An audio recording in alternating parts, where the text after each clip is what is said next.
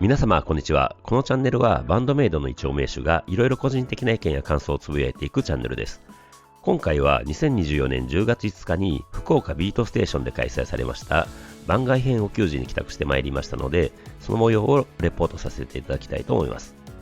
今回もお給仕やお給仕前の出来事でつぶやきたいことがありすぎて長くなってしまっています。お給仕のレポートを知りたいだけという方は前半飛ばしていただければと思います。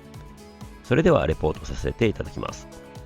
今回のお給仕は計画的に準備されていたのではなく、急遽準備したのかと思うような感じで、サマソニを翌日に控える8月16日にいきなり発表されたお給仕です。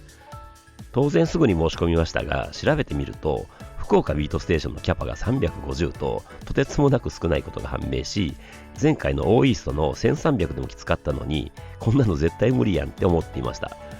案の定チケットは落選でしたが、オーイーストに続けてまた救済いただいて奇跡のチケットをゲットできました。ということで、前回のオーイーストと同じ環境ですので、今回も失敗が許されないということで前日移動することにして、ホテルも2泊取ろうとしましたが、何かイベントがあるのかホテルがめちゃくちゃ高くなっています。会場に近そうなホテルを探すと安定のアパホテルがありましたので、そこを2泊抑えました。駅から遠いアパホテルなのに高かったです。ということで、約1ヶ月ぶりとなるお給仕を1週間後に控えた頃、なんとこの時期に台風が2つも発生し、しかも18号は九州に向かっています。ラジオとかでサイちゃんの調子が良さそうなのは感じていましたが、ここまで張り切っているのかと嬉しいような困ったような変な感覚になりましたが、それ以上のあーちゃんパワーを信じて移動日を待ちます。それでいよいよ移動日の10月4日になりまして、あーちゃんパワーなのか台風は動かず台湾あたりということで問題なく移動できそうです。出かけるときは雨でしたが、台風でないので全然問題なしです。さすがに博多まで行くのは新幹線よりピーチの方が安くて早いので、関西空港から福岡空港に向かいます。ピーチは LCC なので変更とかキャンセルできないので、あーちゃんに感謝です。関西空港は都心から遠いので不便なんですが、福岡空港は都心に近いのでいいですよね。ピーチは早朝か夕方しか便がなく、夕方移動にしましたので、福岡空港に着いたのは17時を過ぎる頃でした。福岡空港から地下鉄を乗り継いで渡辺橋まで行き、とりあえずホテルにチェックインします。ホテルに着いて X とかを見ると、福岡のラジオ局で公開放送していて、何人かがそれを見に行ってるとのこと。慌ててホテルから出てラジオ局に向かいます。1曲目はもう終わってましたので、2曲目となるラブ FM の位置を Google マップで確認し、ホテルから小走りでなんとかラブ FM にたどり着きましたが、もう終わってました。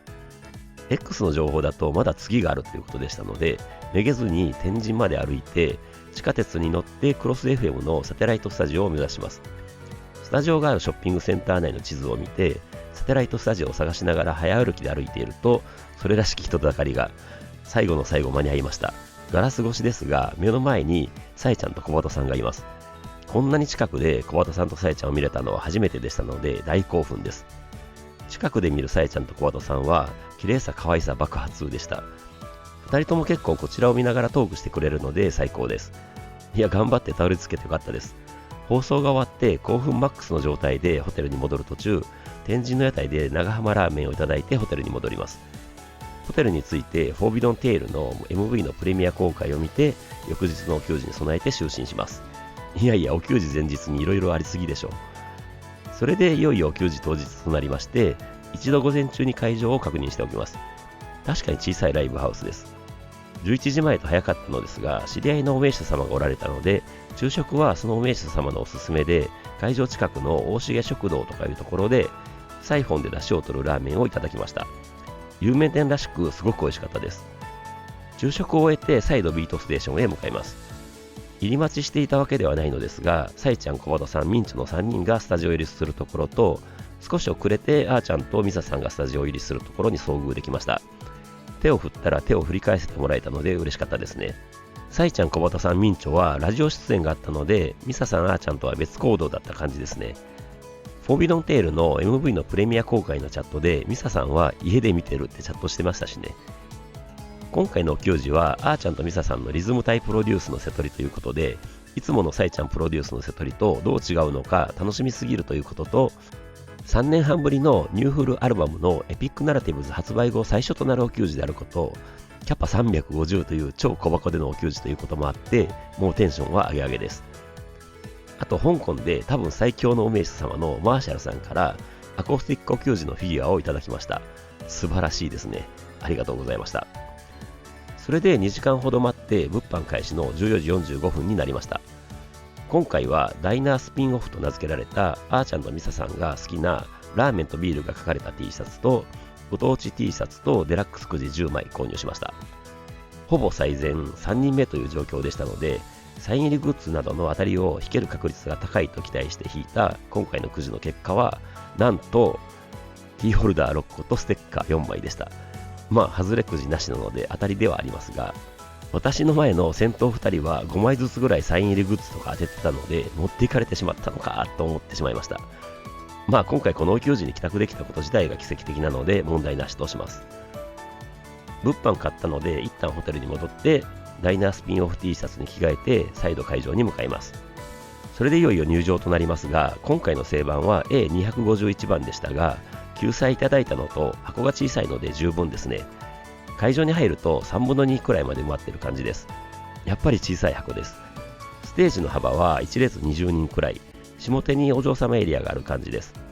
私は前から15列目くらい、さいちゃん前ややミンチ寄りに位置取りました。目の前右側に緑色の長髪の背の高い方がいらっしゃったのと、5列前くらいにすごく背の高い方がいらっしゃったので、どこまで見えるのかなっていう感じでした。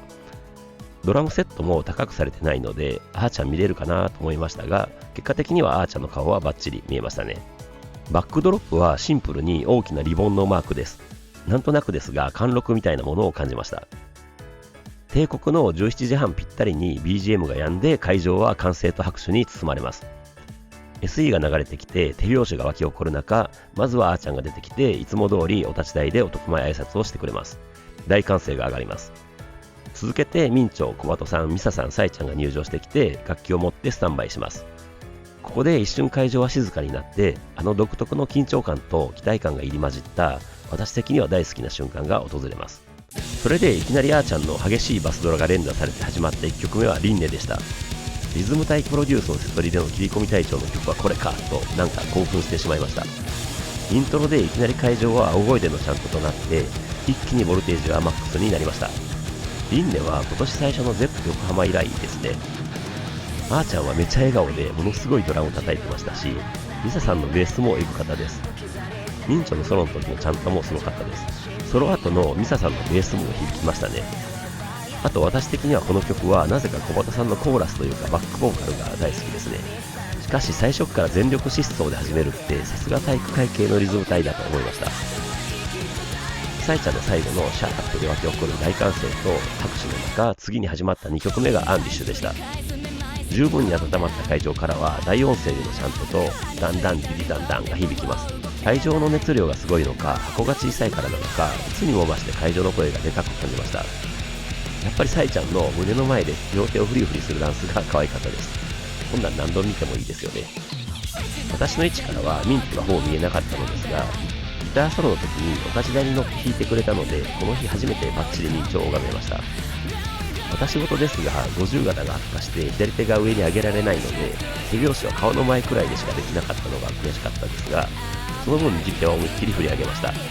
や、リズム隊飛ばしてきますね。続けての3曲目がジョバンニです。あの独特のイントロが始まって会場は大興奮で大歓声です。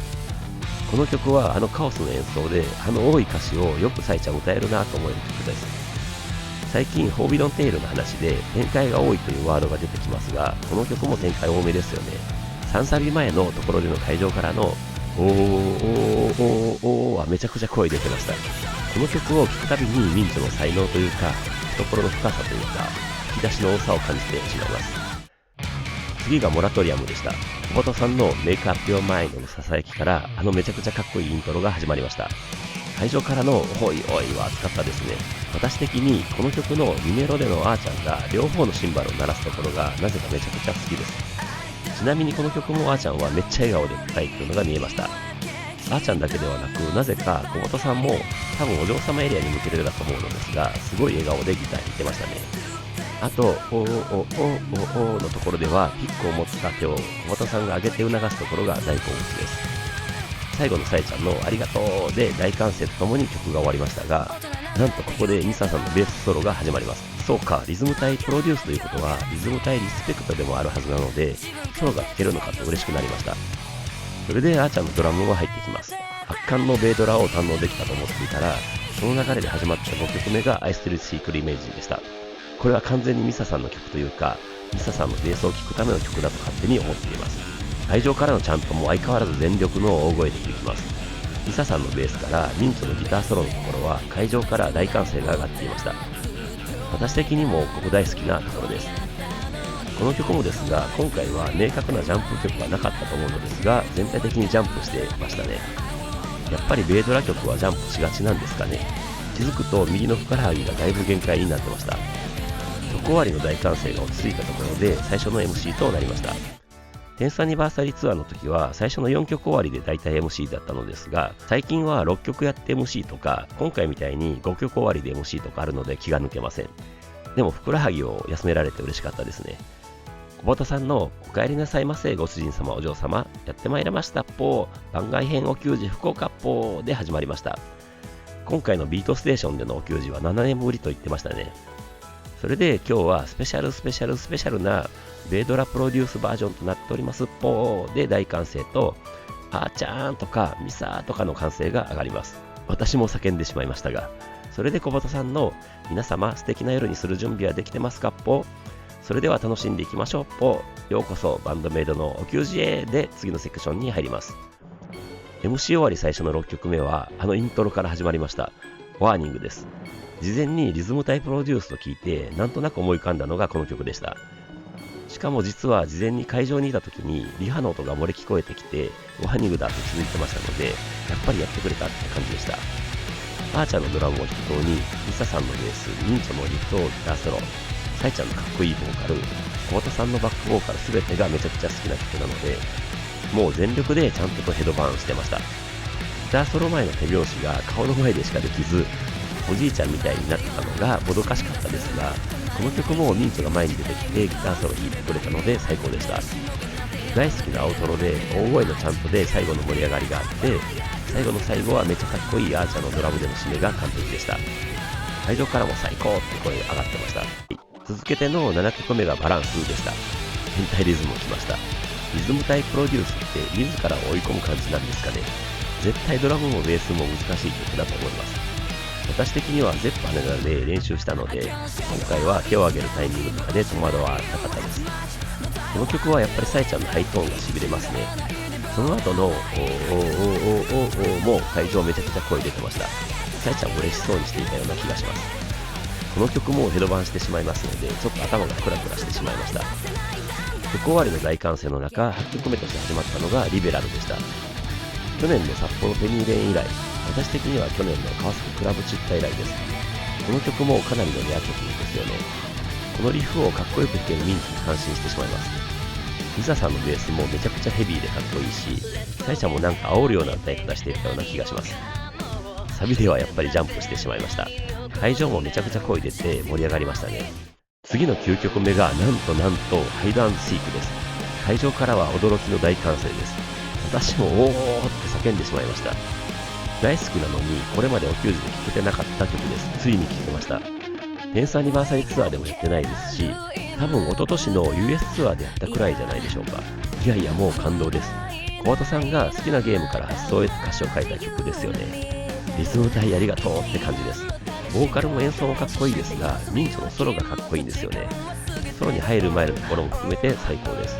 ギターソロ前にサイちゃんがなんか可愛い感じのダンスしてたのが印象的でした。いやいや本当に今回帰宅できてよかったです。曲終わりで当然会場は大歓声となります。それで次に始まった10曲目がこれもなんとの Decided by Myself です。イントロで大歓声が上がります。誰かのポストで5年ぶりとか出てましたが、当然私的にも初です。しかもハイド&シークよりも超レア曲です。もうこれ聴けただけでも高いホテル代、飛行機代の何倍もの価値があったというか、私的にはそんなのでは測れない価値以上のものがありましたね。小畑さんらしい自責思考の歌詞でものすごく力強い曲です。この曲も音源よりお給仕の方が何倍も入る曲だと認識できました。印象的だったのが久保田さんのリズムギターの刻みでした。めっちゃ音出ててかっこよかったです。曲終わりで超レア曲が消えた興奮の後、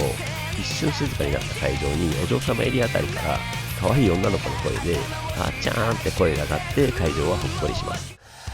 それで次は何が来るかと待ち構えていたら、あーちゃんにスポットライトが当たってドラムソロが始まります。スポットライトが当たっているのであーちゃんのニッコニコの笑顔がよく見えるのですが、その状態でものすごいソロを叩き始めます。会場は静かに聴き入ったり大歓声を上げたりを繰り返す感じでしたが、一瞬終わったかと思ったら改めてめちゃくちゃ激しいソロが始まりました。もう会場は大興奮です。私的には最初にバンドメイドを聴いてビビったのがあーちゃんのドラムだったので、あーちゃんのドラムソロは私的には大体ご褒美です。これはすごいものを見れました。もうこれだけでも今回のお給仕に帰宅できて幸運でしたし大満足です。でもこの激しいドラムソロに続いて始まった11曲目がなんとブラックホールです。あーちゃん大丈夫と思いました。すごすぎです。もうあーちゃんに目は釘付けになっていましたが、気づいた時には大好きな2メロのさえちゃんと小畑さんの掛け合いのようなボーカルに入っていて、そこを堪能してサビでは後先考えずにヘドバンしてしまいました。バンメさんたちも会場も体力の限界まで騒ぐ感じになって、小さい箱は本当に一体化してエネルギーの塊みたいになってました。ライブハウスでのお給仕ってこれですよねって感じです。いや楽しいです。気持ちいいです。最後のギターソロからアウトロのところはもう興奮マックスという感じで大歓声の中曲が終わりました。会場からは最高の叫びが巻き起こっていました。またお嬢様エリアから可愛い声との叫びもあったのですが、それに対抗してか最前列あたりのご主人様がめっちゃ低い声で叫んでて笑いが起きてました。興奮冷めやらない会場にさえちゃんのありがとう福岡で2回目の演習になりました。さえちゃんの盛り上がってるかめちゃくちゃ熱いので会場は大歓声です。それでどうですかベドラコンビのセットリストはかっこよかったよねで当然また大歓声となります。それでさえちゃんがミサさんとあーちゃんに前に来るように呼びます。でもあーちゃんはさすがにドラムソロとブラックホールの直後なので息が上がっていて喋れない感じになっています。それだけ全力でやってくれているということですよね。いやすごいです。なのでまずはミサさんにマイクを向ける感じになりました。でもミサさんは恥ずかしがり屋なので誰か一緒に喋ってみたいなことを言ってました。であーちゃんが復活しましたってさえちゃんが言ったところで会場からいらっしゃいって絶妙のタイミングで声が上がってあーちゃんもいらっしゃいみたいに答えてくれてましたね。でなんか会場から叫ばれてあーちゃんがそんなにいたら入れないね100人くらいとか言ってしまったので、小畑さんだったかさえちゃんにここのキャラパー知らないのかなとか突っ込まれてました。それで改めて挨拶する感じになって、ミサさんはいつものトーンでベースのミサですって感じで挨拶して、あーちゃんがドラムのあかねですって言ったので会場からはあれって感じの声が上がります。で改めてあかねのドラムですって言い直してくれてました。会場はみんな笑顔で歓声が上がります。それで確か小畑さんが今回はリズム隊2人のプロデュースになってますポーみたいに紹介してくれて、大変ポーみたいに小畑さんが言ったら、あーちゃんミサさんも自分でも大変だと思うとかやりすぎたみたいなこと言ってたと思います。ここまでの瀬取りで本当にそう思いますよね。でもさえちゃんがみんなは嬉しいんじゃないですかみたいに言ってくれて会場からは大歓声が上がります。ミサさんが言うには本当はもっと楽な瀬取りにするつもりだったのにみたいなことを言っていて、それを受けてあーちゃんのそんな甘くねえよなーでまた会場は盛り上がります。でミサさんが大変な瀬取りになっちゃったデサイドとかさみたいに言った時にさえちゃんからまだやってない曲言わないでよとか突っ込まれてましたね。ミサさんとかあーちゃんならなんか言ってしまいそうですもんね。それで確かこの時だったと思うのですが、あーちゃんを少し前に出そうとしたらあーちゃんがお立ち台にまで登ったので会場は大歓声となってました。それで小畑さんとかに降りなさいポーとか言われて、今度はミサさんが登ったかどうか忘れましたがミサコールが沸き起こって久しぶりのビール一気飲みをしてくれてました。後で分かったのですが、この空き缶を知り合いのお名手様が手渡しでもらったと聞いてめっちゃ羨ましかったです。それでなぜかあーちゃんの番みたいな空気になってさえちゃんからあかねはやめときなよこの後もあるからとかって言われてた時に会場から5の段って声が上がってあーちゃんがめちゃ早口でここの5の段を言うのですが、なんか合ってたっぽいです。5の段は優しいですもんね。私だったら7の段とか言ってしまいそうです。それで一瞬あーちゃんが次に話すことを忘れた感じになっていて、さえちゃんから促されてあグッズですねみたいな感じでグッズの説明になりました。まずはラーメンとビールの T シャツの話になって、何でもバンドメイドダイナーという架空のお店という設定らしいです。で、ラーメンは博多豚骨、ビールは赤星とのことでした。ご当地 T シャツについても、今回はこの色分かった人って聞いてくれて、会場からは一発で一覧って正解の声が上がってました。それで確かあーちゃんが赤と緑で一覧って発表してくれてました。あーちゃんが話してるとなんか楽しいんですよね。晴れ女って感じもすごくします。で、小鳩さんがまだ喋りたいことあるっぽみたいに聞いたら、もういいですみたいに帰ってきて、さえちゃんからよろしく小鳩って言われて、また小鳩さんがすごい雑っぽとか言いながらお立ち台に立ちます。それで確かこの時くらいに小鳩さんが7年ぶりぐらいにこのビートステーションに来たって話した時に、会場から7年前も来たよって声が上がって、小鳩さんが驚いて7年前も来た人って会場に聞いたら結構手が上がって驚いてましたね。それで小鳩さんが説明してくれるのですが、7年前は初の全国ワンマンツアーで福岡の最初の会場がここだったということです。なんか小鳩さんもさえちゃんも感動してた感じでした。それでなぜかミンチョも乗ってきて、ただいまーってふわふわした口調で入ってきてくれて、その真似をしてミサさんもただいまーとか言ってました。で、あーちゃんはってことになって、あーちゃんは超可愛いアニメ声でただいまーって言ってくれてました。それで確かこの時くらいに昨日のラジオの話になって、小鳩さんもさえちゃんも学校の先生の家に行ったことがあって、それが特殊なことなのか他のメンバーにも聞いてみたいという話になりました。確かにそんなこと言ってましたね。で、まずミンチョはお家まで送ったことはあると言っていたと思います。で、次にミサさんが漢字にすごく厳しい先生で、羽とか払いが少しでも違ったらダメみたいな話してたら、小鳩さんとさえちゃんから仲がいいエピソード聞けると思ったのにマイナスの話出てきたみたいにいじられてました。それで次のあーちゃんは村田先生とか実名言っちゃうというボケで、さすがあーちゃんらしいと思いましたね。それで結局先生の家に行ったのは小鳩さんとさえちゃんだけということが分かって、会場に聞いてみたら結構手が上がっていたので安心していたみたいです。ということで、バンドメイドのファンは先生の家行きがちということで、この話題は収まりました。で、小鳩さんがこのままいけるかなって言い出したので、やっぱりおまじないタイムなんだと思いましたね。おまじないタイムはいつもは3回目の MC だと思うので、2回目に入れてくるのは珍しいなと思ったのですが、小鳩さんがおまじないタイムって叫んでおまじないタイムに入ります。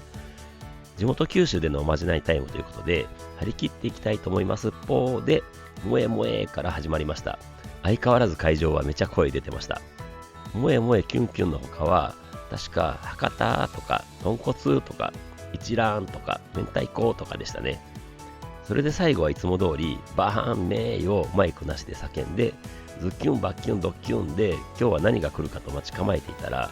どうも何を言うのか忘れたみたいで、太田さんが上を見て思い出そうとするのですが全然出てきません。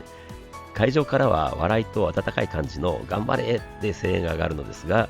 さえちゃんから今日も腕がムキムキだよみたいな助け舟が入って、小田さんが腕の筋肉を見せてくれる感じになります。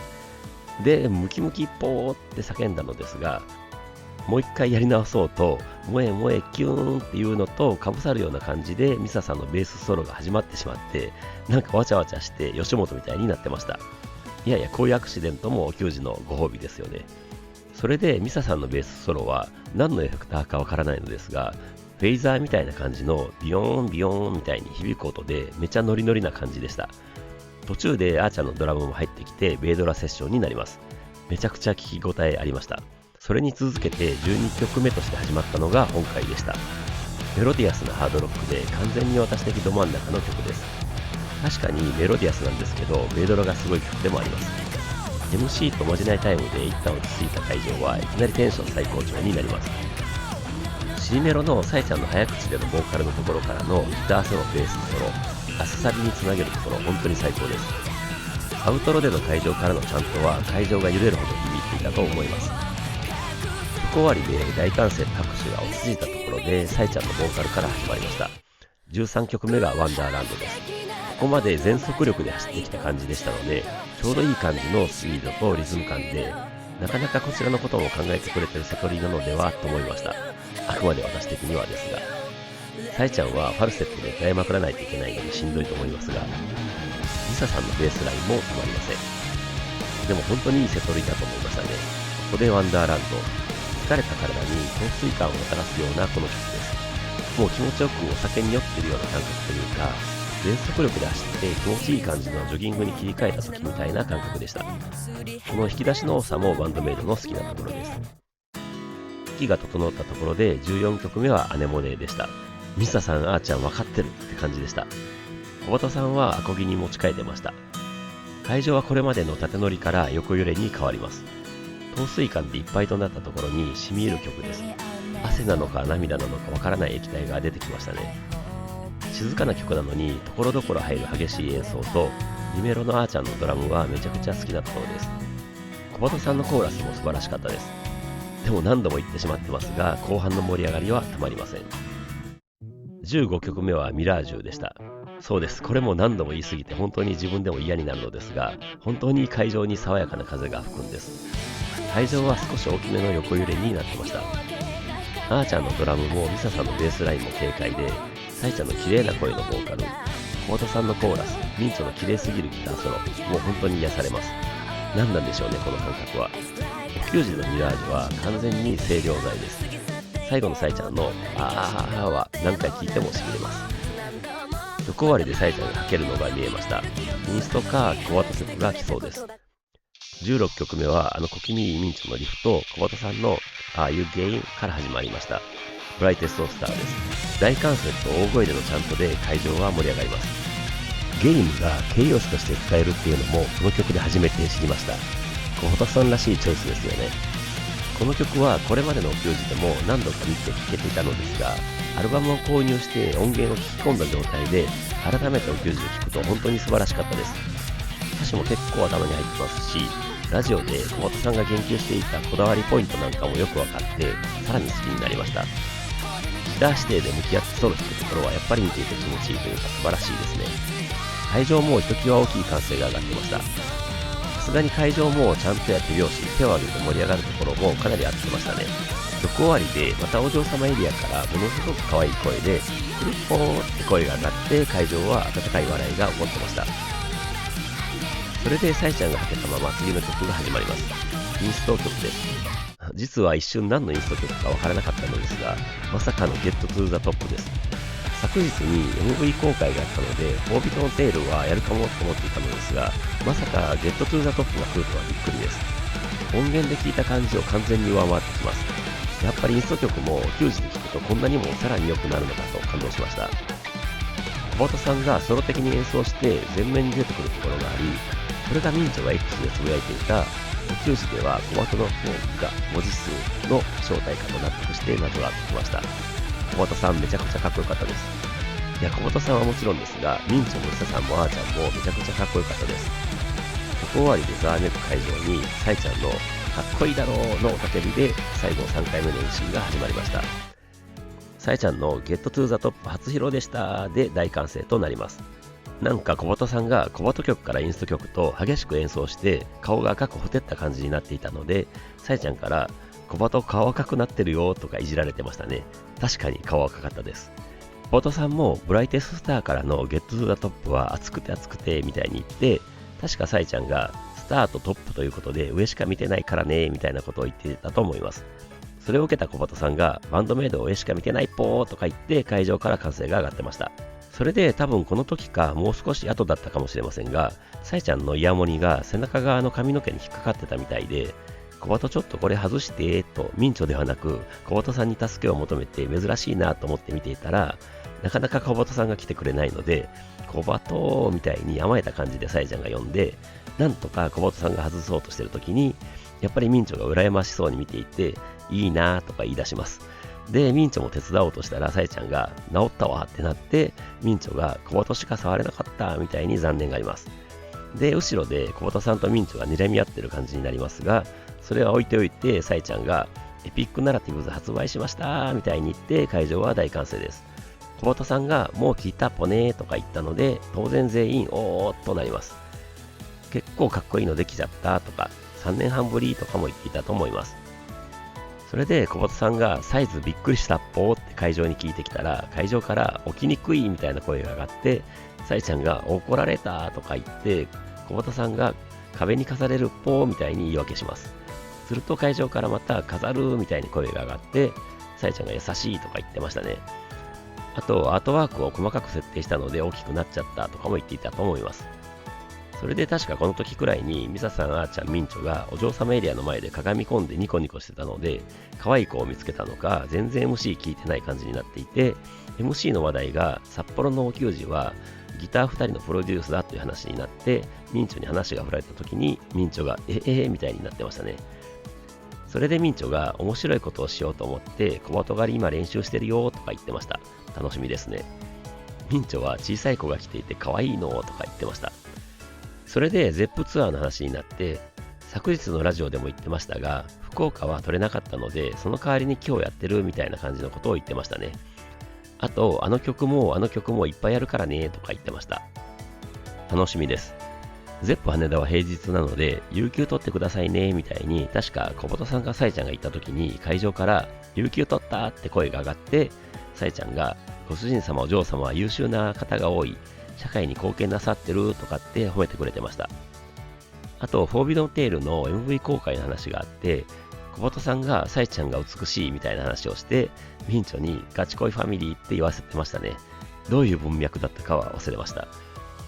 それでミンチョが PRS ギターのイベントでトークショーをやる話になって、ミンチョがそのコメント動画を撮影するときにサイちゃんがカンペを持ってくれていて、それを見てるとふがふがしちゃって鼻の穴が広がってしまってます、ご覧くださいみたいなことを言ってました。やっぱりミンチョ面白いですよね。ニコニコしながらカンペ見せてくれたらふがふがしちゃうよねとか言った後に以上って締めくくるのもミンチョらしかったです。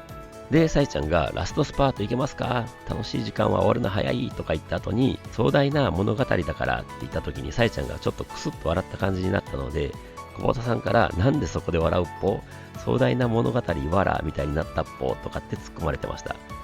で、ミンチョがツボにはまって笑いが止まらない感じになっていたので、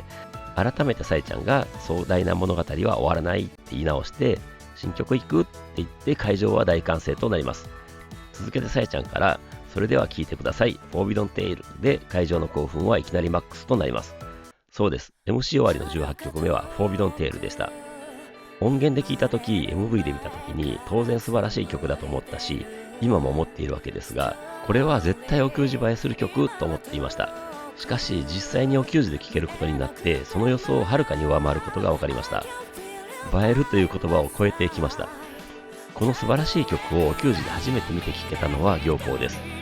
サイちゃんのものすごく綺麗なボーカルで始まりましたが、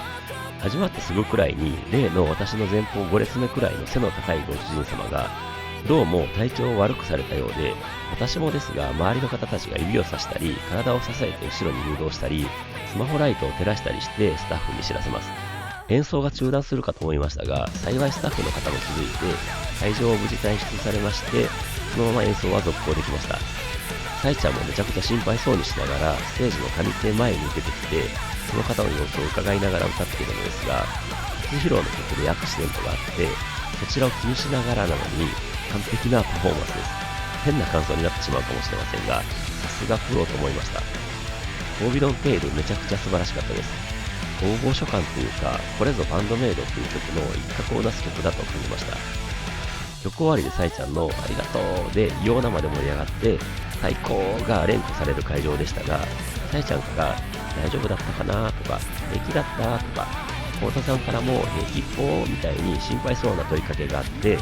会場から大丈夫休んでるよみたいに答えたら、つけてくれた人ありがとうって言ってくれてました。いや、いいですね。ファンメさんたちも会場のご主人様お嬢様も優しいです。そんなアクシデントもありましたが、次に響いてきたのがあーちゃんの強烈なドラムフィルです。続けてミサさんのベースがかぶさります。19曲目はダイスでした。そうです。リズム対プロデュースセトリです。ダイスは絶対必要ですよね。サイちゃんのかかってこいやーの煽りで会場は全力でちゃんとです。みんなが前に出てきてくれたので会場も熱量が増します。途中ミントがミサさんのところに行ってミサさんと入れ替わる感じになったので、ミサさんの姿を拝めました。やっぱりこの曲でのミサさんのベースソロからのミントのギターソロは気持ちいいです。この曲は2種類のタイミングがあるチャントやシンガロング、手拍子もこなれてますので、会場は一体となって盛り上がります。曲終わりでめちゃかっこいいリフが流れてきます。20曲目がジレンマでした。去年の名古屋大砲以来です。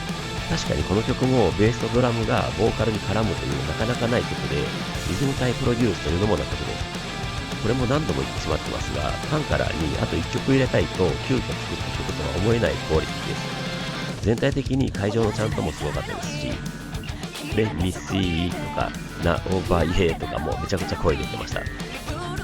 続けては小畑さんのピックスクラッチで始まりました。21曲がインフルエンサーです。私のトップ10に入ってる曲なのでもう大満足です。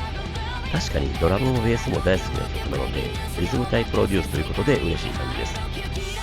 あとどこだったか覚えてないのですが、サイちゃんのダンスが可愛いというのが印象とメモに残ってました。それでソロパートはリサさんとミンチのバトルバージョンです。今回はそれぞれの立ち位置でバトルをやるという演出でした。